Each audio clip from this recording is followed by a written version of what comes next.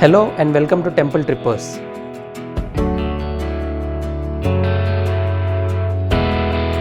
Temples are not merely structures, they are architectural masterpieces that involve the artistry of the countless masons and sculptors. There's a lot of science that goes behind the construction of temples. The immense variety of temples throughout India is also the result of local styles and preferences. In this channel, we will present to you the temples that have a great and rich history and many more interesting facts related to them.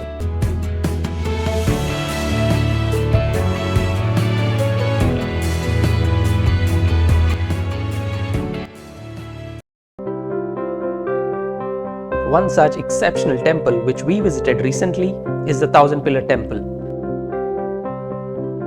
The Thousand Pillar Temple is located in Warangal, which is in the Indian state of Telangana. Warangal, which was earlier known as Orugallu, is situated roughly 150 kilometers from Hyderabad. Well known for its intricately designed temples, awe-inspiring monuments and scenic lakes, Warangal places among the top must-visit cities in India. The Thousand Pillar Temple is dated to be at least 850 years old and it's considered one of the most ancient sites. Built at the base of Hanmakonda Hill, this architectural marvel was constructed by King Rudradeva I of the Kakatiya dynasty and it took around 72 years to be completed. The temple is also referred to as Trikuta Alayam due to its three main deities, Rudreshwara, Vishnu and Suryadeva or the sun god, being located next to each other in east, south and west directions respectively.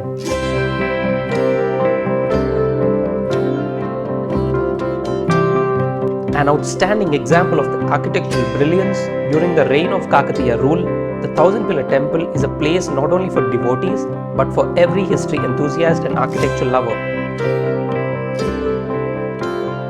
This temple attracts thousands of tourists across the globe.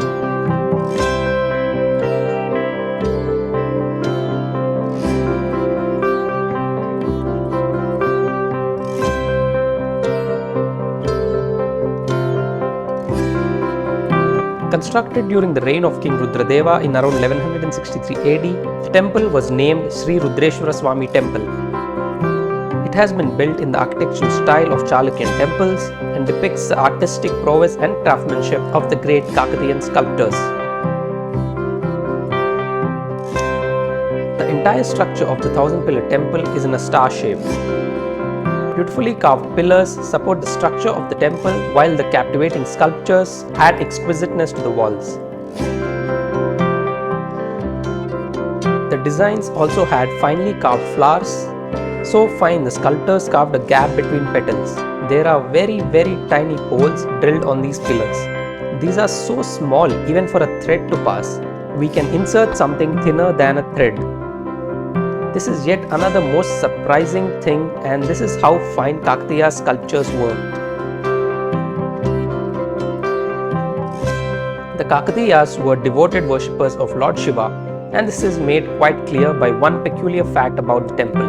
Unlike most Hindu temples in our country that face east, the Thousand Pillar Temple faces south. The devotees believed that the first rays of the sun should fall on the Shivalingam and consequently Lord Shiva's shrine faces east, while the shrine of the other deities faces south and west.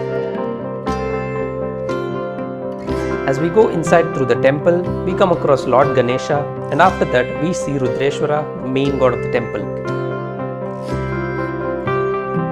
Carvings on the ceilings of the temple and its exterior walls are also equally enticing. On the temple's mandapa, there are intricately sculpted structures of flowers and enactment of stories from the various Puranas. On the fourth side of the Thousand Pillar Temple, there is a beautifully carved monolith of a massive Nandi. Carved out of a single stone, the sculpture of Nandi presents a glimpse into the artistic finesse of the bygone eras. Now, why is it called the Thousand Pillar Temple? Most visitors wonder this as they can't spot the 1,000 pillars. It is called so because it is made of 1,000 different blocks of stone. A quite intriguing point about this temple that made it distinct from other temples that we have visited earlier was the lack of visible joints in the structure. Even in most other temples, we can clearly see the joints between the blocks, but in this temple, the joints are not visible. This makes us wonder if this entire temple is made of one solid rock, but archaeologists confirm that the temple is in fact made of many smaller blocks of stone stitched together.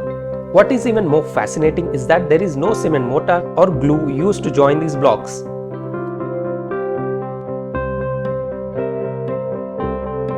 How did our ancient builders achieve such an extraordinary level of masonry many centuries ago?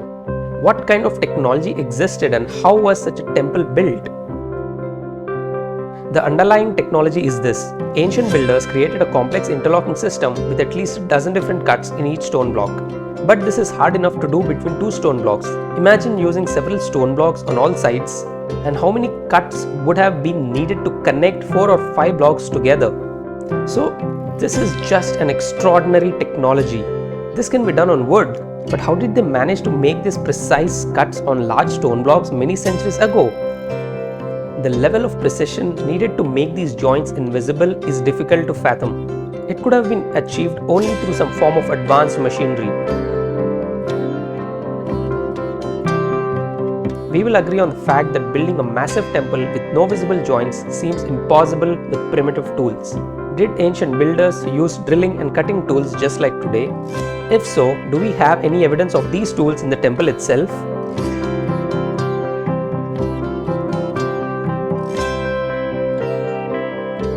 In any case, one thing appears clear. Our ancestors were in no way primitive. The immaculate craftsmanship of their work that appears to be made out of advanced tools symbolizes their pursuit of perfection. To this day, the technology they used to construct the temple confounds many scientists.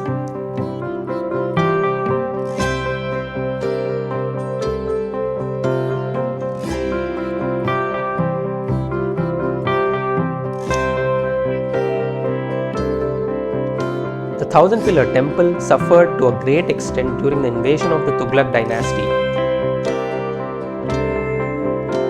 Some of the core structures were sadly destroyed by invaders. The statue of Nandi, the idol of Lord Vishnu, and the sun god's temple were desecrated and vandalized. Surprisingly, according to the local lore, despite their continued attempts, they were unable to destroy the Shivalinga.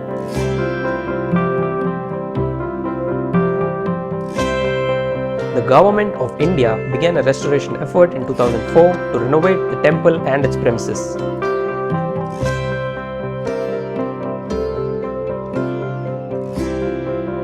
Over time, the main temple, which has 500 pillars, and the Kalyana Mandapa, which has 500 pillars, a total of 1000 pillars, attracted a lot of tourists.